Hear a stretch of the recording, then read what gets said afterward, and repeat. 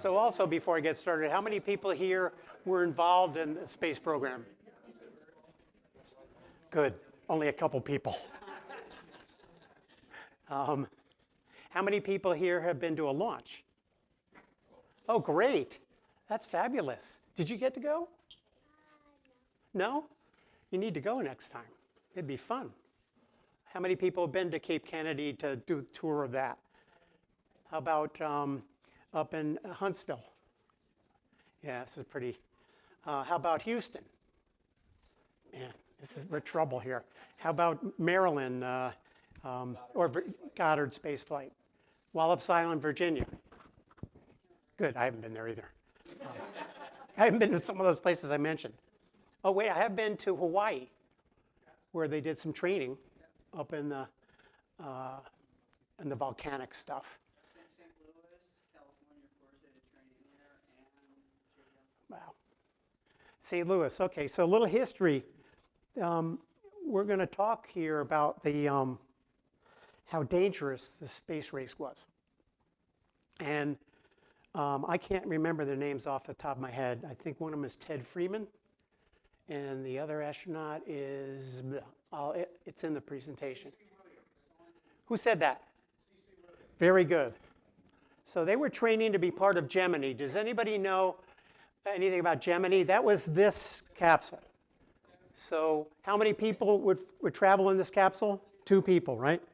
So these guys were going to St. Louis to oversee, basically, the astronauts would go to all the sites where things were being manufactured to talk about quality control and also to talk about design changes that they may need. You know, is that knob too far away, right? And they were flying into St. Louis, and everybody who was an astronaut at that time was a very proficient pilot. Unfortunately, it was a very bad day, and it was very rainy and foggy, and they literally crashed into the McDonnell Douglas facility, and they were both killed. So it changed. Who knows? One of those guys could have been the first one to walk on the moon, and they weren't the only ones. We're going to touch on. Has anybody heard? Oh, excuse me. I'm going to think 1964, 65. Right. Does anybody remember Apollo 1? Bunch of people. Yeah, we'll talk a little bit about Apollo 1. That was another example of how dangerous the development of spaceflight is, because it wasn't until the shuttle era that any American astronauts died while during a mission. That's not true of the Russians, and I don't know that we know all the Russians that were injured or killed in the space race, but it was there were many more than Americans, for sure. Some of them are documented. So how are we doing on time? We're still early. Still early. Okay, so we talked about, so those people went to a launch. What did you see? What launches did you see? Voyager 2, wow. That's a good one. What year was that? 77. Right. Where's Voyager 2 right now? 5 billion miles away. Yeah. How many light years away is it? 1 light day. That's right. Does everybody know the concept of a light year, which is how far light could travel if you left it unimpeded for a year? And I don't know what length that would be, what distance that would be. But Voyager 1 and Voyager 2 were launched in, I think, 1977 to visit some planets, but then go outside of the solar system. And they've been traveling ever since. And we're still in contact with them, which is amazing. And yeah, they went to, yeah, I think it's 1 day, right? Just under a light day. So they'd have to do that 365 times to get to be a light year. And that was 1977 till now. I'll let you do the math because I'm presenting. Okay, so what else did you see? What the other people see when it launches? Discovery. Mm-hmm. Night launch. Night launch. Where were you when you watched the launch? Titusville. Great. Great. Along the water? Yeah. Beautiful, wasn't it? Yeah. What? It was beautiful, right? What did it look like? For people who haven't been to a launch, what does it look like? Oh, it just lights up the sky. I told my wife I don't need a Christmas present after seeing that. Unfortunately, I took my wife Melissa's back there. I took her to a launch and she still asked for a Christmas. Space shuttle. Anybody else? Any Falcon 9s? There we go. What were they launching? A Starlink launch or something like that? That's what my wife, I finally talked her into coming to a launch with me, and I think it was a Falcon 9, which is a lot smaller than the rockets we're going to talk to today. And if we have time, I'll show you a comparison of the size of these rockets. Doug, oh, excuse me. Okay, we saw one over in Catalina on our boat. We saw one from Vandenberg that just lit up the sky. Does anybody know why there's a launch site in Vandenberg? Exactly. I don't know if you heard that. One of the reasons that there is a launch site that the United States has on the West Coast in a military base, right, is so they can launch north-south. They can either launch south and go around the Earth this way or north and go around the world that way. There's a large advantage to that came up in the Cold War. Because if you launch around I've got an Earth. I just happen to have an Earth. Because we're still early. So here's where Cape Kennedy is. And most of the shuttle flights and Apollo flights would launch eastward. I could explain why later, but not for this. But there's another site out on the West Coast that launches north-south. So the Earth turns like this. If you want to have a spy satellite and you want to see any place on the globe, and you're doing a polar orbit, the entire Earth will rotate underneath you. So the spy satellites, for the most part, were coming out of Vandenberg Air Force Base, and still do. There's a bunch of stories around that. Any other rockets that people have watched? You did? How old were you?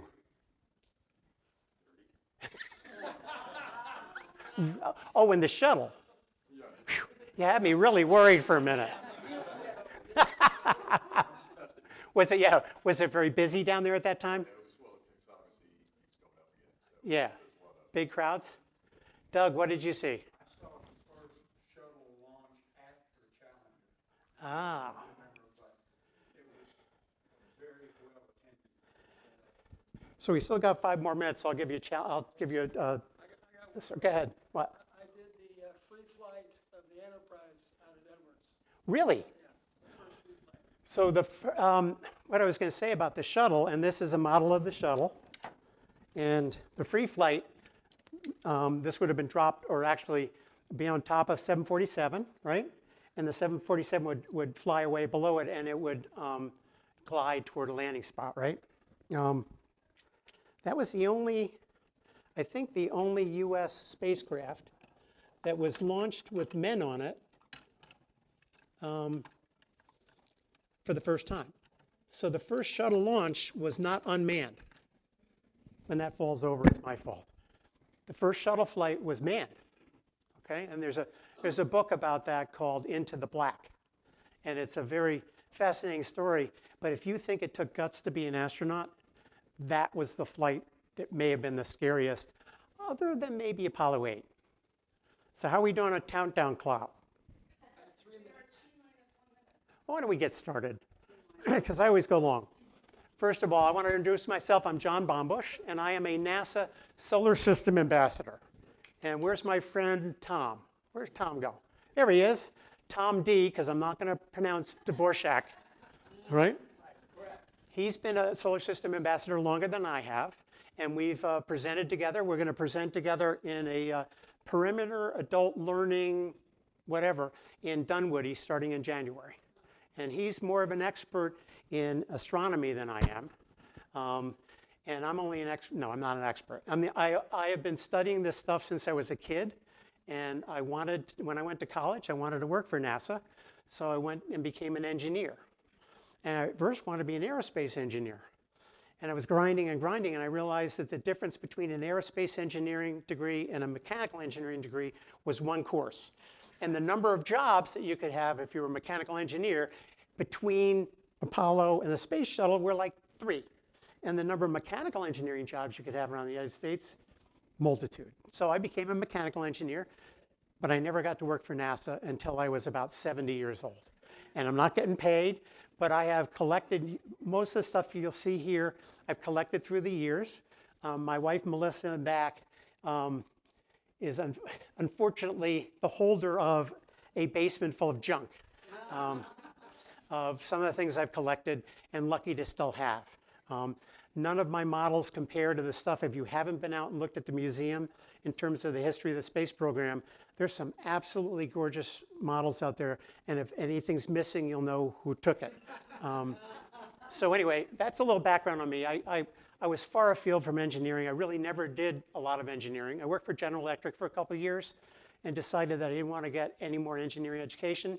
So I went to work for Nabisco and sold cookies for the rest of my career. Close, right? Close? Anyway, I wanted to say hi to Tom back there, if you can see that. And there'll be a quiz on how to pronounce his name later. Okay, let's get started. Apollo 8 was man's first trip to the moon. I'm going to go through the race to the moon a little bit, the turbulent year of 1968, since most of you weren't old enough to remember 1968. Question was, will we beat the Russians to the moon? It was a big question at that time. And you'll see some stuff here that will surprise you, I think. My goal in any presentation I've ever made in my life is to deliver an aha to at least one aha to everyone here. Something that you didn't know when you walked in here. So let me know if I'm able to pull that off today, because I understand there's some pretty educated people here. The bold plan of Apollo 8 was actually thought of very, very late in the race, only a few months before it actually launched. Usually it takes 2 or 3 years to train for any mission. And then last, the thing that you're probably going to be most familiar with is the impact that Apollo 8 had on the world. So let's get started back in May 1961. I therefore ask the Congress, above and beyond the increases I have earlier requested for space activities, to provide the funds which are needed for the following national goals. First, I believe that this nation should commit itself to achieving the goal, before this decade is out, of landing a man on the moon and returning him safely to the Earth. No single space project in this period will be more impressive to mankind or more important for the long-range exploration of space, and none will be so difficult or expensive to accomplish. So he made that speech in May 1961. How many U.S. space flights with men on it have we had at that point? 1. And that space flight didn't even go into orbit. It was on a small rocket, the second rocket here, Redstone rocket, which is a derivative of the German V2 from World War II. All of these, you'll see all of these models are all at the same scale, so you can get a sense of the size of what was going on with the space program and today. So it was a bold decision. But early in the 1960s, we were in a Cold War with the Russians, with the Soviet Union at that time. And the space race became a part of the Cold War. It was a fight for the hearts and minds of the world. Who were you going to follow, the Soviet Union and communism or the United States? Propaganda was clearly important, and that was what the space program, frankly, most of it was all about. And he publicly challenged the Russians to this race. But it wasn't done lightly, because the Russians were way ahead of us by that time. They had orbited a guy named Yuri Gagarin before us, and Yuri had orbited, okay? And he'd come down safely, and we weren't even getting off the ground. So Kennedy pulled in all his advisors and said, what could we do in this arena of space that we could actually get ahead? What could we actually achieve if we made a goal that we don't think the Russians could do it as fast as we could? And all the scientists at the time said, well, maybe we could try to go to the moon, because they've already been in orbit. They've already looked at things like space stations. But going to the moon, we felt we would have an advantage over time. And we'll see if we really did, although you probably know we did land on the moon. So we're going to now go to the end of 1966. That first video was Kennedy in 1961. I want to show you a little bit of how the United States was not a leader in space exploration for an awful long time. The first satellite was Sputnik in 1957. We had Explorer in 1958. Gagarin, as I said before, Yuri Gagarin orbits in 1961. Shepard, in this very small rocket, went up and went down in the ocean, but didn't orbit. It wasn't until 1962 with John Glenn.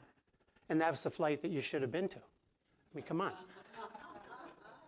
So as we move forward in the 1960s, there were other firsts. Who was the first person to walk in space? It was a guy named Leonid, and he was Russian. And we replicated that kind of spacewalk with Ed White months later. Keeps going. I don't know if you can see it down below, but the Russians were the first entity to land a spacecraft softly on the moon. We were not. But we finally got ahead in the late 67, 68 time frame. This says 66, is we started to do scientific or exploration things that we needed to do to get to the moon. And one of the things was rendezvous. Without getting too complex, because I was an engineer and I'm not an engineer, trying to get two spacecraft on the same orbit, not hitting each other and controlling each other within feet of one another is an incredible mathematical feat. And to translate that into the engineering feat of doing it is next to impossible. Again, that's why I didn't study any more engineering. But we were the first ones to do that. And that was a big step toward going to the moon. So we're now in late 1966. We're starting to pull ahead on our plans. Let's keep going. We talked about how dangerous the space program was. We lost some people in a rocket explosion, and we lost, I thought we lost both astronauts in the crash in St. Louis. Maybe this is probably wrong. Oh, there's C. and Bassett. I'm sorry, that's Ted Freeman. Yes. Well, on the Russian side, they had one of the rockets on the launch pad that exploded. By the way, all those people who've seen a rocket launch, how close can you get to the rocket? He said 3 miles. That's about right. Why are you 3 miles away? Yeah, they go boom. How big a boom did they go? Yeah, 2.9 miles. Hopefully. So they had a very large explosion. They had a fire in a spacecraft in flight. And then they had a pad fire, which we actually had. So we're going to move to 1967. Remember, Kennedy said by the end of the decade, well, if you're really into calendars, that would be 1970. But I think the whole United States felt 1969 was going to be end of that 10 years. On January 27th, 1967, we had the first major loss of life of a spacecraft crew, but it was not in space. And those who lived through this, it was really quite a thing. For those who don't know what happened, they were doing a test, and they were actually in this rocket doing a test. And they're in that little cone on top, 3 guys in this spacecraft. And a fire started. They think the fire was started because of frayed wires, because there have been so many changes to the design of the spacecraft that one of the wires frayed, it sparked, and a fire started in the spacecraft, and there was no way for those astronauts to get out alive. And that's January 1967, and we've agreed that we're going to go to the moon by the end of 1969. It took a long time for us to come back from that. Well, at the same time, in April 67, how'd you like this one? You're coming down from space in your spacecraft, and the parachute doesn't open up. And now, the Russians don't land on the water. Does anybody know why? Why? They don't want to get hurt and they land on the ocean. Yeah, well, that's partially true, yeah. One of the reasons is they have a lot of land. At least the USSR had a lot of land, right? And they didn't have a big navy. So they decided to find a way where they could land on land, and they perfected their spacecraft to do that. Something that, what? No, I don't think so. Only in Dr. Zhivago. No, I don't think it is, but there's no way that they felt comfortable with their Navy doing that. So let's start, that was 67. It took a long time to fix that spacecraft, to get ready to put men in it and actually launch them into space. Let's go back to 1968. Most of the people in this room aren't old enough to remember some of the things that were happening there. The Pueblo was a US ship. It was captured by the North Koreans, and the crew of the ship were kept as prisoners for a period of time. The Korean War, well, armistice has never been done. It wasn't a fighting war at all, but that was a big story at the beginning of the year. A much bigger story was what was going on in Vietnam. The height of Vietnam was in this period of time, 1968 to probably 71 or 72. Did any of you have the opportunity to go visit there? I'm glad. The war was a mess, and it's a lot of politics behind that, but the type of war was a guerrilla war. For the most part, small groups of Viet Cong or North Vietnamese fighting Americans or South Vietnamese. But they put together an offensive all across South Vietnam at one time on January 30th, 1968. It was extremely successful, killed a lot of Americans, and it proved to a lot of Americans that the war was not one we could be won. How many people here remember Walter Cronkite? I don't know how would you explain Walter Cronkite to anybody who is younger? God? Go on. He was a newsman who did the 7 o'clock news every night, and he was the most trusted person in America. Universally trusted, I would say, right? Yeah. Interesting bit of trivia. He had a very nice sailboat. It was named Assignment, so that when he was off on He could go on assignment. they could say, Walter Cronkite's on assignment. Well, he was the kind of reporter who would never want to give an opinion if it wasn't his place to do it. But he went to Vietnam and came back, and on his show said that the U.S. is mired in a stalemate and we're never going to win the war.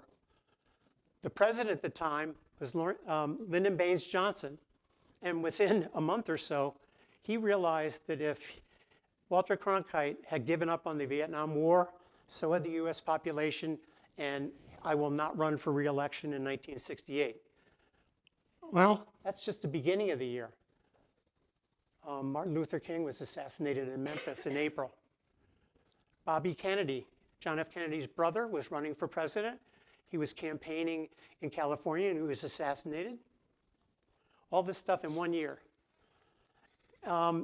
Conventions, there's nothing like this today, but the two parties used to have conventions where they actually did things. You know, they voted on what candidate they wanted to run for president, so on and so forth. Well, the Republican convention, no, it was Democratic convention, sorry. It was in Chicago, and there were riots in the streets, and there were riots on the floor of the convention. In fact, some of the famous newsmen for TV were actually punched out on live TV. So it was crazy.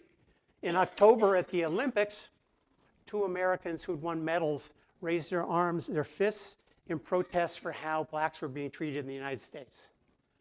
And next but not least, a guy named Richard Nixon was elected to president. Not a terrific year, right? In the beginning of 1968, we were not ready to go to the moon. We got only 24 months to go. And I'm going to talk about 3 or 4 things that weren't done that needed to get done to go to the moon. One was this huge Saturn V rocket, which I'll talk about in a minute. It's one of the tallest ones here.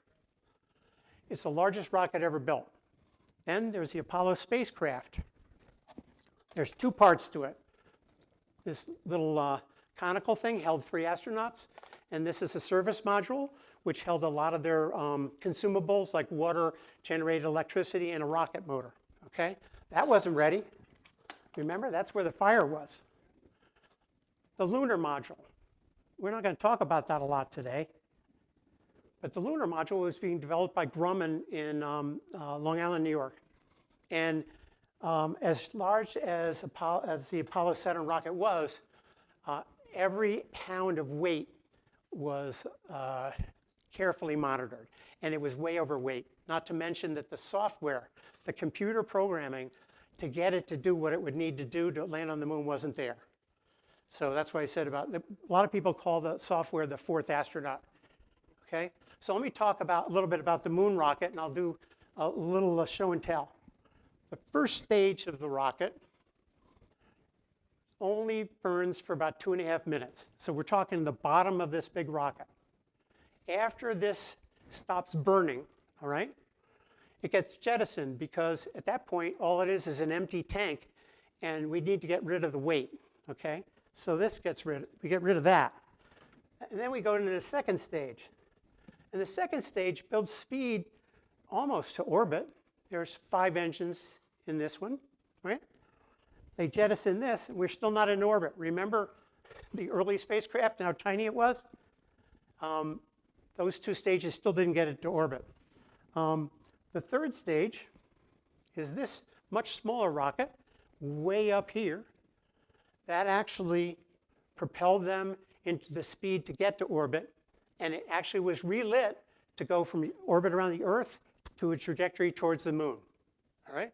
And on top was that Apollo spacecraft. You can see it way up there. Now, how fast does it take to get into orbit? About 17,500 miles. 24 times the speed of a bullet. If you're looking to escape Earth's atmosphere and basically go off into space, you'd have to go almost 25,000 miles per hour. Pretty fast. So when I go back to that thing about rendezvous, these guys were both going at 17,500 miles per hour, and they didn't hit each other. They could control each other. It was an amazing technical achievement at the time. So that's the rocket. Now, how big was it? At the time, it was the largest rocket ever flown. It's taller than the Statue of Liberty. Have you been to the Statue of Liberty? Oh, you should go. You should go. It weighed over 6.5 million pounds when it was fully fueled. As a matter of fact, when you put fuel in this kind of a rocket, the rocket bulges. It literally loses feet of height because of all the fuel in it.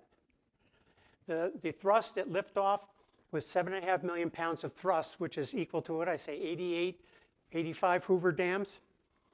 Talk about that 3-mile limit. If this rocket exploded, you need to be 3.5 miles away because the best thing comparable to it is a small atomic bomb. And that's true of almost any rocket that you're going to see at Cape Kennedy. They're like bombs that could really cause a lot of damage. Now, one little tidbit. I don't know if anybody knows what this is. Do you know what this is on top of that? Somebody said escape rocket. So if something went wrong with the rocket underneath, this little rocket on top would pull that cone away from the exploding rocket over here and land the astronauts safely in the Atlantic Ocean. To tell you how large this rocket is, the escape tower, this rocket to pull those guys away, was more powerful than the rocket that took Alan Shepard into space in 1961. That gives you some kind of a size orientation to these things. Now, they would test these parts, and they developed and tested these in Huntsville, Alabama, and this is the first stage with 5 engines, okay? When they tested it in Huntsville, you could hear it 100 miles away. Not kidding. Now, the reason for that was there was nice cloud cover, and it bounced off the clouds, but if you've ever been to any launch, you know how loud they can be, and this is amazing. So is the rocket ready? Well, in November 1967, they launched a first shot of the Apollo Saturn V with every part of it except people. And it did very, very well. It was kind of amazing. In April 1968, they launched again, and they called that one Apollo 6. It had so many vibrations, it started to break apart. Different historians have said, would astronauts have survived it? Would the escape tower have gotten them away?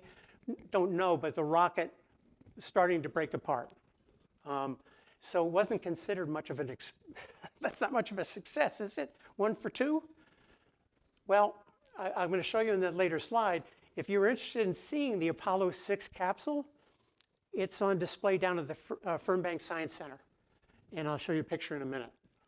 Now, how many people here have heard of Werner von Braun? He was the genius behind most of these rockets. And he said that after those 2 flights, he could have the Saturn V fixed and ready to go only 4 months after that tragic second flight. Now, he was pretty well, people believed in him, right? But that's pretty gutsy. But is it really ready to put astronauts on? So by the way, this is the Fernbank Science Center, and there's the Apollo 6 capsule. You can go see it today. It's where the planetarium is, if you want to go. It'll give you a real sense of the size of these things. Now, is the spacecraft ready? The command module, this little cone, holds 3 astronauts. And at the end of the mission, that's the only part of this whole rocket that comes back and lands in the ocean. All right? The service module carries oxygen and water and all kinds of stuff, and it includes a very important rocket. And that rocket has to be able to relight in space several times, which we'll talk about. The Apollo 1 fire we talked about was in the beginning of 1967. Well, they made 1,300 design changes after that fire. So it was basically a new spacecraft from 1967 towards 1968. They were going to fly it for the first time in, October 1968 on a mission called Apollo 7, which we're not going to talk about very much. But they tested, the big idea for Apollo 7 was to test the spacecraft to see if it could work the way they wanted it to and wasn't as dangerous as it had been before. All right? Well, the lunar module I talked about, we would need this to land on the moon, wasn't ready at all. They tried an unmanned flight in early 1968, nobody in this thing, and it worked pretty well. But it really had quality problems, and it was way overweight. And it needed to get its weight down. In fact, I think there was a bounty for every pound of weight you could get off this. If you worked for Grumman as an engineer, if you could say, I got a pound of weight off this thing, I think you got like $20,000 or $30,000 worth of bonus, which in the 1960s is a lot of money. So they thought that might be ready in early 1969. Remember 1969, we're supposed to go to the moon by then? We haven't flown these things. So let's go to August 1968. We had some good news. Remember, Werner von Braun said that the Saturn V was ready. The Apollo 7 mission tested the Apollo spacecraft, and it was very successful. So they had planned an Apollo 8 mission for the end of 1968 to test the lunar module. But it wasn't ready, was it? I just said it wasn't ready. You want to know some bad news?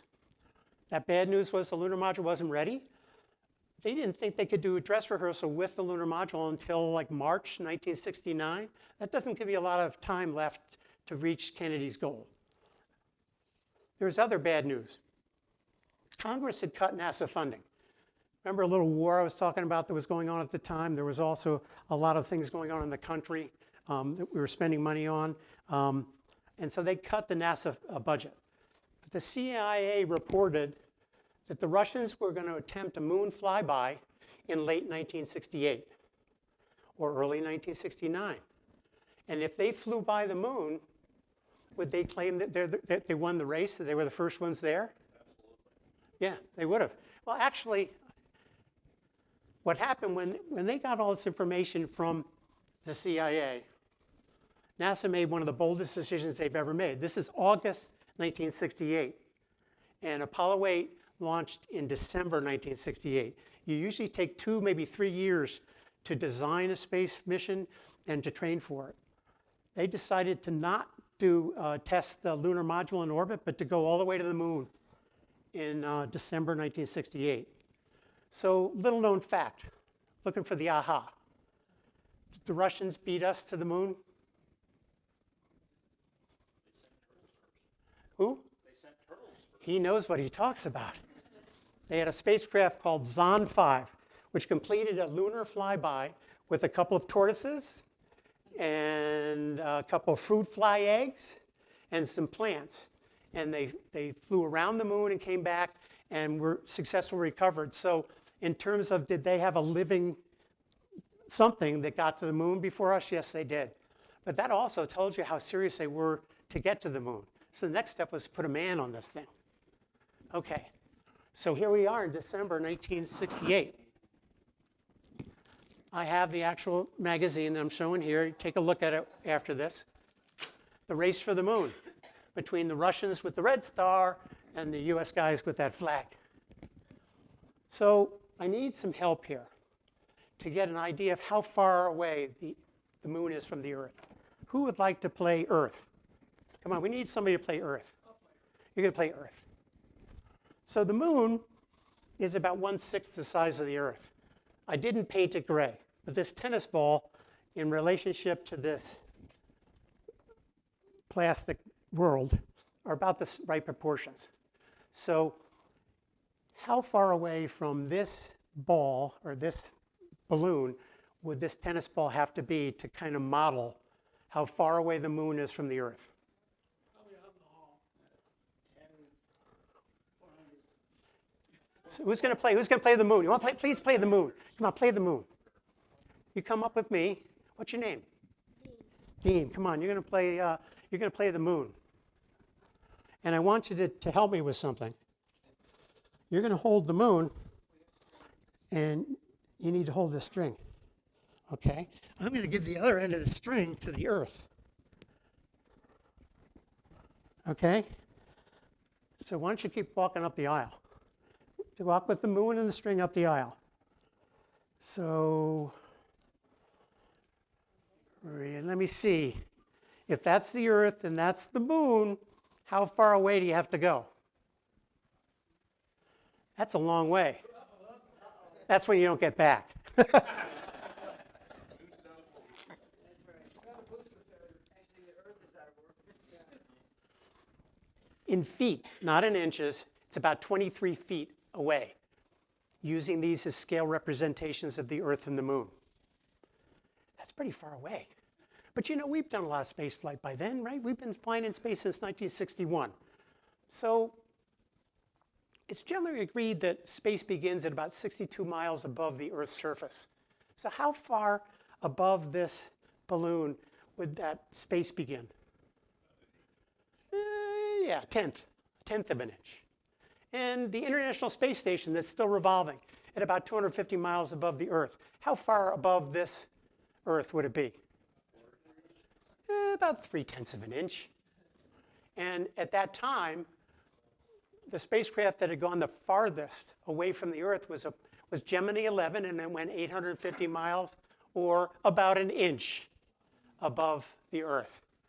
So we're going to go 23 feet away from that. It takes seconds for radio communications to happen. Not to mention, do you get the math right? I mean, do you shoot where the moon is now? Thank you, Dean. You're all set. We did it. You did it. You're a great moon. Thank you, Dean. The Earth is much easier, so I'm not going to give any applause for that. Thank you. Don't trip. Okay. So to do this, they had to do a lot of engineering. Just an amazing thing. So we're going to talk about all the things that made Apollo 8 such a pioneering mission, and indeed made Apollo 8 one of the scariest things you would ever want to attempt. So there's our Earth over there. And you're going to launch from Cape Kennedy, and you're going to go around the Earth, and then you're going to go launch toward the moon. You're going to go orbit the moon, and then you're going to come back, right? So that's the first time that we're going to put men on that rocket, that big Saturn V. Good luck. You want to be the first one on that rocket? 2.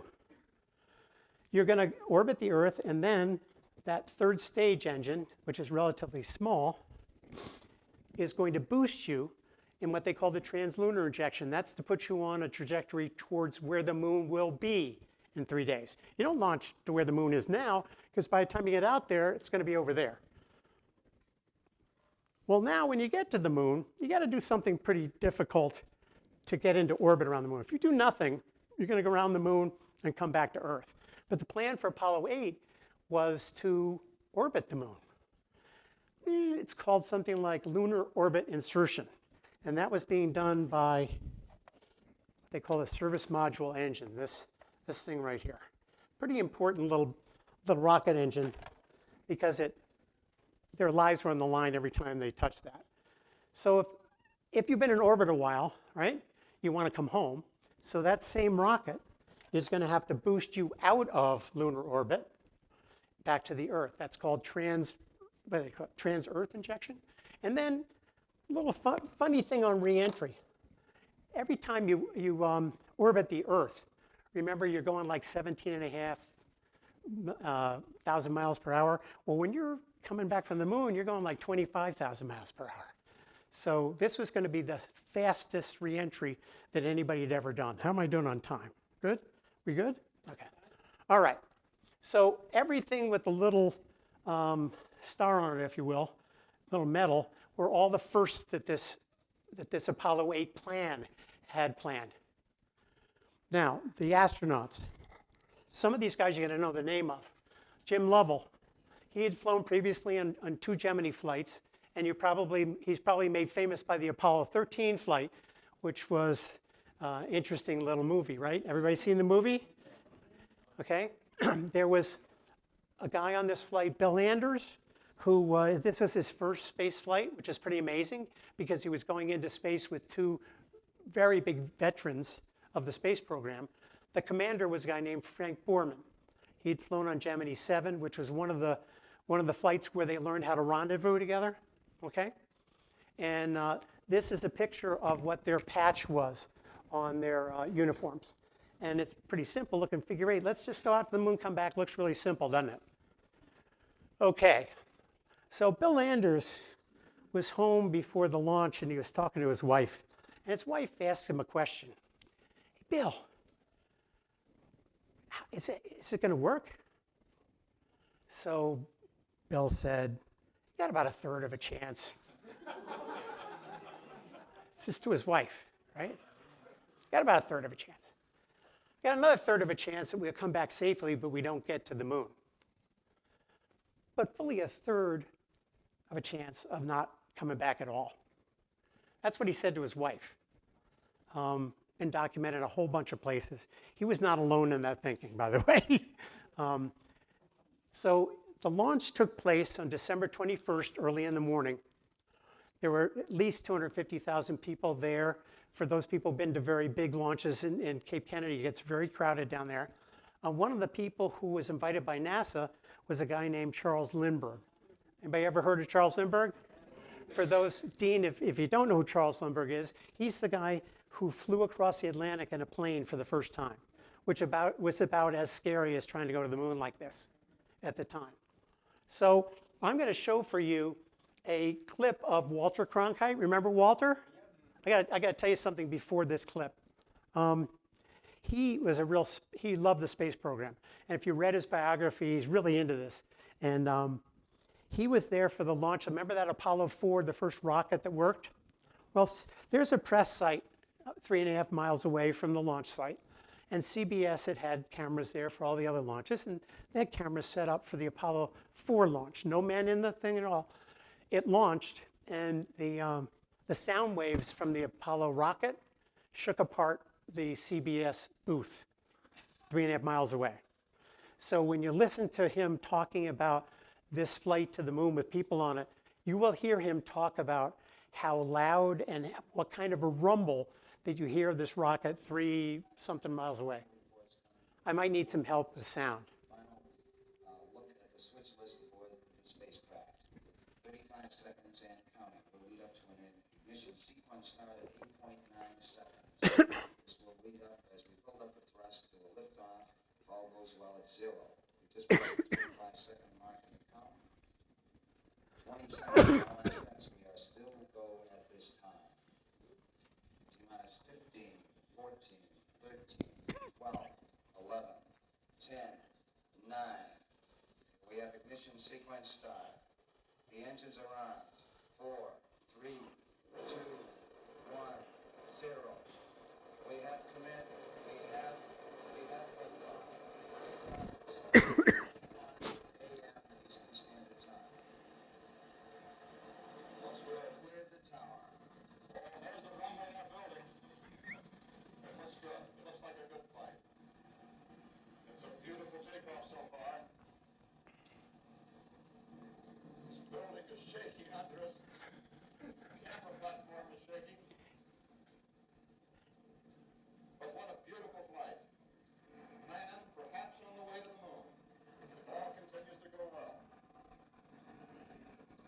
Yeah, as a matter of fact, when he was there for that first flight of the Apollo rocket, you know, these tiles up here, that's what fell on his head, you know, in the booth. So that's the launch. And that was on the 21st of December. So by Tuesday, December 24th, also known as Christmas Eve, right?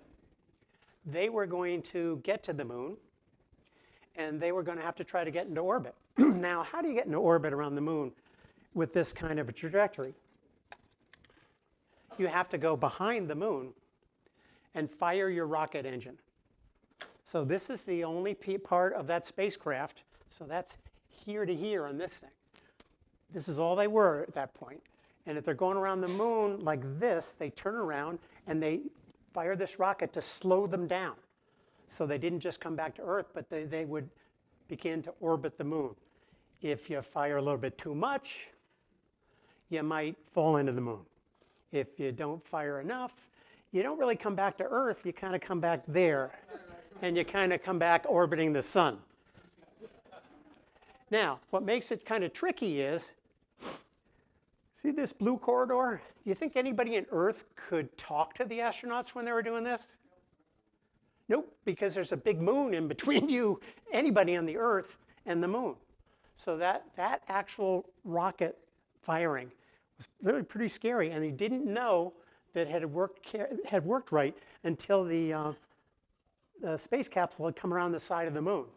Now, NASA being NASA, they specifically knew to the 10th of a second when it should come back around to the moon, so that they knew pretty quickly that it had been a good burn. So they went into orbit around the moon. Yes? How long are they in the blackout period? God, I don't know. Oh, blackout period around the other end of the moon. I think it was pretty. I think somebody said 20 minutes. I don't know, but that would make sense to me. Yeah, it's a pretty good amount of time. And you're sitting. Imagine being a family member, you know. And again, that's the first to try to do this. And this engine has traveled 240,000 miles away, right? It's kind of cold by then, don't you think? You know, do you think it's going to work? I hope so. Okay, so they were going to do, yeah, really, 33% chance of working. So, no, absolutely nothing. So, hence that 30%. So they came out from behind it, and they were going to orbit 10 times, and then fire the rocket out in the same direction as the orbit and go back towards the Earth. But on the fourth orbit, they were very busy taking pictures. Now, they took pictures of two different things. One was there had never been a human who took pictures of the other side of the moon. Where's my moon? It's gone. Well, the tennis ball won't work. I thought anyway, so no one had ever seen the far side of the moon. And that's a misnomer that it's the far side. It's just the side we don't see. That's another explanation, but the side of the moon we see all the time. We might see part of it or all of it if it's a full moon, but we never see the other side of it. So these guys were taking a lot of pictures and documenting how the far side or the other side of the moon looked versus the side that we see. The second thing they were doing was scouting for moon landings. So every time they came around the moon on the side that faced the Earth, they would take pictures of different areas that could possibly be landing zones for Apollo, right? So what's interesting, they're looking down at the moon, they're taking pictures, and one of the guys says, "What the heck is that?" They took a picture that's been called Earthrise. And it's one of the most famous pictures in the world. Now, there were 3 guys on that flight, and they all argued over who took this picture. I think they're all deceased now. But the best I heard was Anders, you know, the guy who was a rookie, had a black and white camera and took that picture in black and white. And when he screamed, "Look at that thing," the other guys picked up cameras and started shooting. So I think everybody's seen that picture in one way, shape, or form We'll talk about that picture. See our mural in the space section. Yeah, yeah. So remember, they're on Christmas Eve. And NASA, being NASA and the fact that they needed to keep all the funding from Congress, said, you're busy taking all these pictures. You don't know if you're going to get back safe.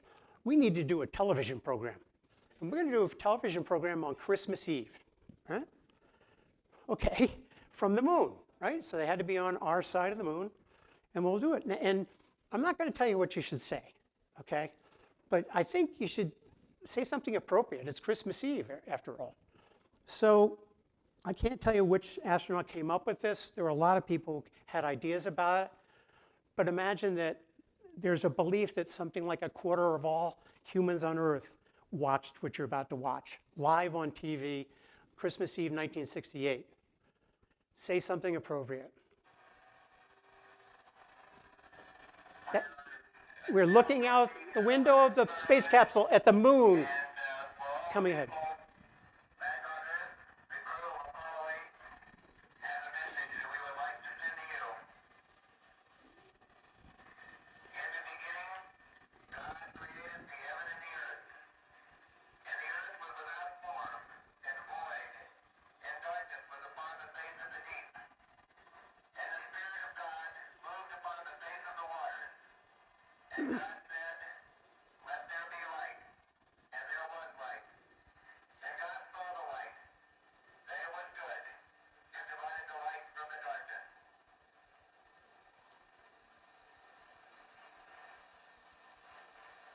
And God called the light day, and the darkness he called night, and the evening and the morning were the first day.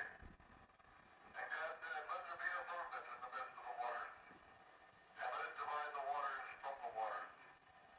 And God made the firmament, and divided the waters which were under the firmament from the waters which were above the firmament. And it was so. And God called the firmament, and the evening and the morning was the second day.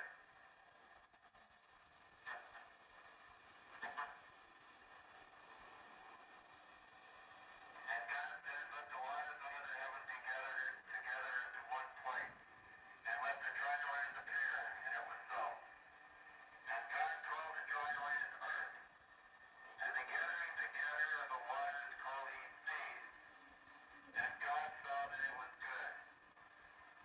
And from the crew of Apollo 8, we close with good night, good luck, a Merry Christmas, and God bless all of you on the good earth. How many people remember that? It's incredibly memorable. It's about as memorable as the first steps on the moon. That's Christmas Eve. So everybody know where that's from? Genesis in the Bible. Another aside, NASA got a lot of negative mail. And henceforth, they were a little bit, they didn't give as much leeway to astronauts making speeches from space, even though I'm sure that was no intention. But anyway, oh, wait a minute. We're still orbiting the moon. We need to get home, right? The only way to get home is this rocket engine again. Now, most rocket engines, you turn them on, they go, they're done with, you throw it away. So this thing needed to do it again, right? From behind the moon, where nobody could hear them, see them. This is their only chance to get back. And remember, if they did a little bit too much, they were going to land on the moon, but not safely. If they did a little bit too little, they'd be going out and orbiting the sun. So it's Christmas morning, 1:07 a.m. Christmas morning, and there's a miracle. Jim Lovell gets on the squawk box and says, please be informed there's a Santa Claus. And the burn was successful. First time they'd ever done anything like that. And to me, those two burns going into orbit and coming out of orbit were the worrisome ones. So now they had a couple days to go before they splashed down. And as I said before, they had to really be careful about the trajectory of how they were entering Earth's atmosphere. That's a whole nother engineering problem. But their heat shield at the bottom of this spacecraft, and that's all that was left. You jettisoned this rocket, you didn't need it anymore. So the only thing coming into the atmosphere was this, with 3 guys in here, and this shield, right, had a lot of what they call ablative material into it. So as it heated up, it would actually come off the bottom of the spacecraft. If you ever see at a museum, Washington, Kennedy, even the one down here in Atlanta, you'll see how burned up the shield got. So they had to hit a target only 15 miles wide, and they hit it. Pretty good engineering. So they came back safely.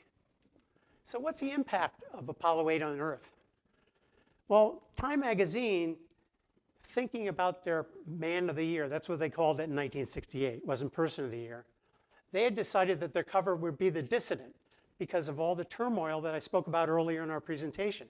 But after the flight, the men of the year were the astronauts of Apollo 8. With a quote from the magazine, that Apollo 8 overshadowed, even if in the long view of history, not cancel out the bad things, but to many of us, the most compelling story of 1968. There's another impact on the Earth that we're all probably pretty aware of. Bill Anders, remember the rookie?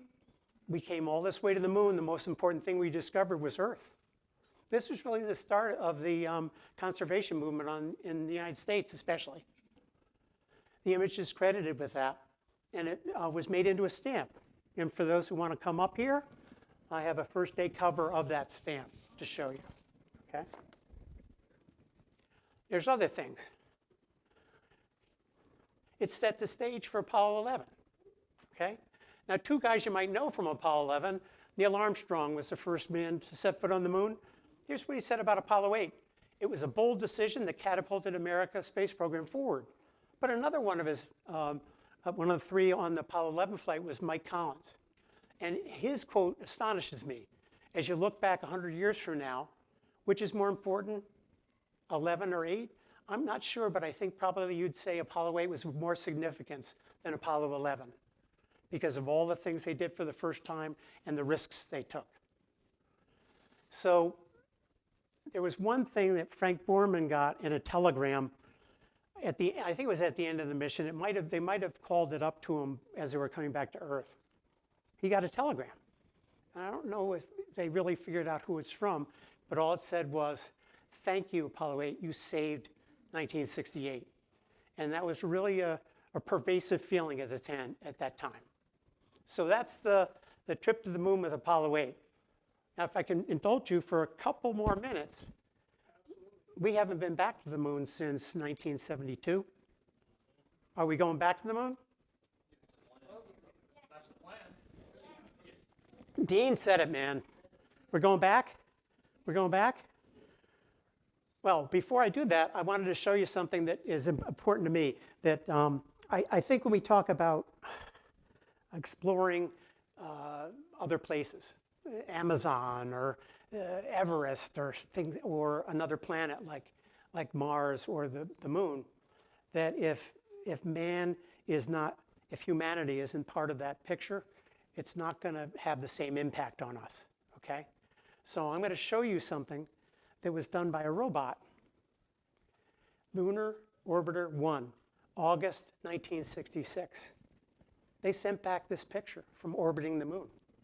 Okay, in 2008, some guys took a computer and made it look nicer. Does that remind you of any other picture you just saw? Did any of you know that happened in 1966? It wasn't until 1968 that it really became part of our consciousness as a people. So I kind of find that really fascinating because the scientists knew what it was going to look like. Okay, so we're going back to the moon. Artemis 1, it's called the Artemis program, and Artemis 1 was launched at the end of 2022. And like we talked about some of these rockets before, there was no man on it, no men or women on this rocket at all. By the way, this is the rocket that they will be using. And they used it for Artemis 1. They're going to be using it for the Artemis missions as we go forward. I'm going to give you, this is,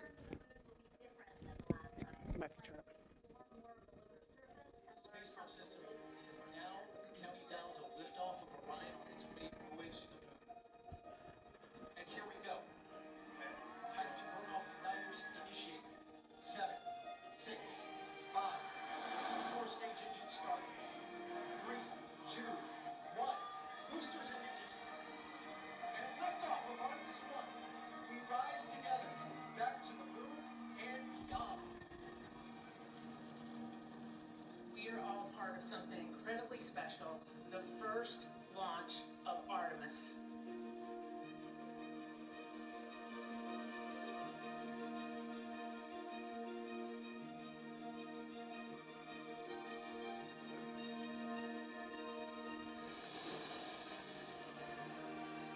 This view of Earth from a human-rated spacecraft not seen since 1972 during the final Apollo missions.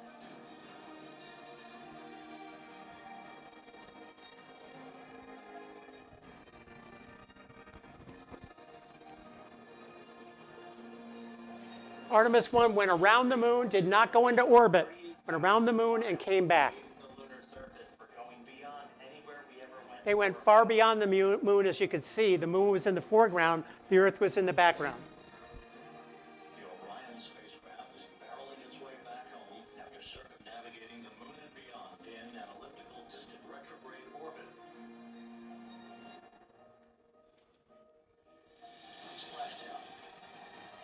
Orion, back on Earth. So that was 3 years ago. Artemis 2 is planned for this spring. And the best timing that we have for that launch is early February. And who knows if we'll make that date. Things usually have a way of getting delayed. And it's going to go around the moon and come back.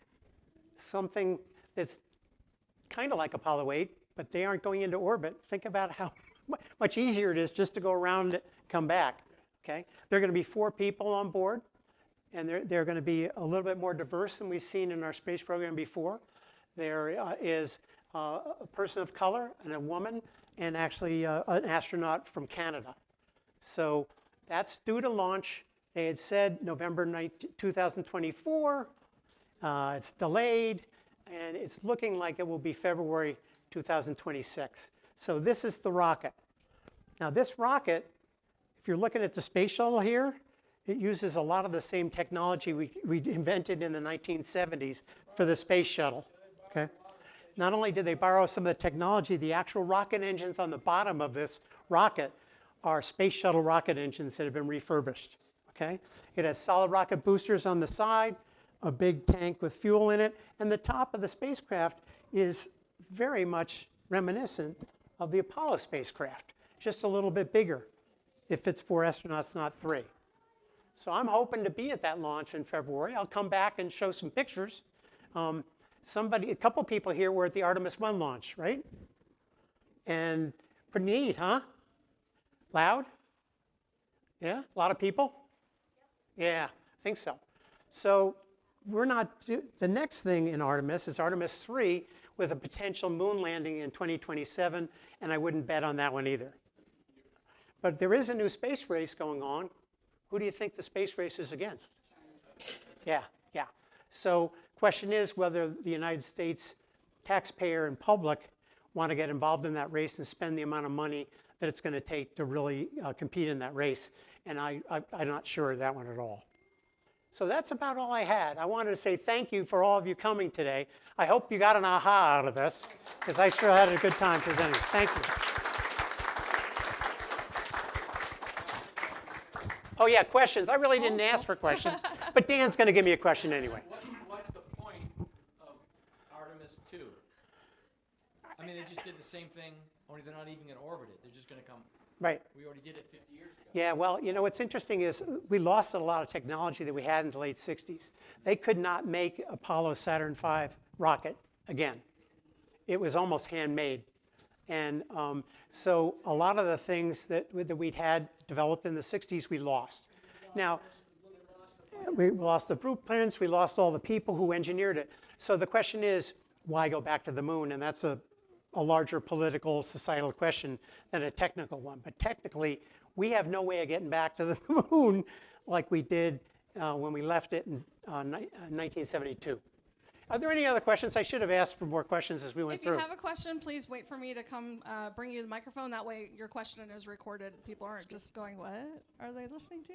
Anybody have a question? Oh, come on. I stifled it. Okay, all right. I thought somebody asked this question, so I put together a slide this morning. I'll go through these rockets a little bit up here. Please, after the presentation, come up and take a look at some of this stuff and get a little hands-on. And I do have some NASA giveaways here for people, especially the kids in the audience. NASA gives us stuff that we can give away as goodies. But these are a bunch of famous rockets. Saturn V we just talked about. Saturn V launch thrust. The thrust at launch was 7.6 million pounds. And with the rocket weighing about 6 to 7 million pounds, that was enough to get it off the ground, right? So there was another rocket that competed with it at about the same time. There's a couple people in the audience I know of this rocket. It's a Russian rocket. It's called the N1. And it had a potential thrust at launch that was huge. It was 10 million pounds at launch. And what made this kind of different than the Apollo rocket is the Apollo rocket had 5 engines on the back. The engineers in the United States had figured out a way to make large rocket engines. If you ever see one of these things, you could stand up and put your hands up inside one of those rockets, okay? So here's the difference with the Russian rocket. What do you see on the bottom? 30 rockets, because they had not figured out a way to make large thrust rockets. This rocket was not successful. It launched 4 times. Each time it was a failure. So it's not considered the largest rocket in the world because it was never successful. And the reason it wasn't successful for the most part was this. There was no engineering at the time capable of dealing with 30 engines at the same time. And if one of those engines went out, how did the other 29 or 28 or 26 act to keep it on trajectory, to give it the same amount of thrust? That kind of engineering was going to require computers and software that were maybe available now. So that's really what did them in. But they launched this rocket before Apollo 11. It just was not successful. And they never put men on it, which we were stupid enough to do. Okay, so that's the N1 rocket. Now the space shuttle, it's a lot shorter than the Apollo rocket. It has a fuel tank with engines on the bottom of the space shuttle, and it's got 2 solid rocket boosters. It has a large thrust. It's comparable to the Saturn V, but it couldn't get you to the moon because what it was launching was this big tug of a spacecraft. The idea of this rocket was to get this thing into orbit, to get this, if you will, space plane to orbit. So that thrust would not have gotten them out of orbit. In fact, it only got them to low Earth orbit. So the SLS, which I showed you before, is much larger than the Saturn V and the shuttle, much larger. And it requires these 2 solid rocket boosters, which are basically the same solid rockets that the shuttle had, only longer, frankly. And the engines at the bottom of this are literally reused engines from the space shuttle. So the engineering of doing this, it's really not new. Good question about why it took us so long to do that. Please. Interesting story. I was a dozen for the space shuttle at the California Science Center. And one day while I was in there, about a half dozen NASA people showed up, took one of the engines we had as a demonstration engine, and took it away because they needed to use it for a test. Oh, great. Really helpful, right? Yeah. Now, I don't put the Falcon 9 on here, but the Falcon Heavy you've probably heard about. That's where SpaceX puts 3 Falcon 9s together, basically. 1, 2, 3. They strap them together and they launch, and that only gets to about 5 million pounds of thrust. So much less than the Saturn V or the shuttle, but still that's a heavy lift opportunity there. Anybody heard of the Starship? Elon Musk. To get an idea of how powerful this rocket is, it is more than double the size of any of the rockets we've really done in our history. And it has been successful. It hasn't launched anything into orbit yet, but it hasn't always blown up. Once in a while it does. And I have to say, my wife in the back row there is not a space geek like I am. But I have gotten her to be interested in watching the launch of these things because, as Elon Musk says, there'll always be something interesting happening. And if it blows up, anybody here, what's it called, RUD, or rapid unscheduled disintegration? So anyway, this is the booster, and this is the actual spacecraft that could go to the moon, or could go, in his mind, to Mars. So it's a very, very large undertaking. But I thought, as a way to put a kind of a circle around all the things we talked about today and how far we've come in terms of rocket technology since the 1960s. Initially, you had the same problem with all those multiple engines. Yes, it has 27 engines because we can't make those big ones anymore. They really don't know how to make these. They've tried to take them apart. They've tried all kinds of things, and they can't figure out how to do it. So that has 27 engines, but has the computer technology to make compensation. Any other questions? No, I really appreciate you coming out today. Please come and look at some of this stuff.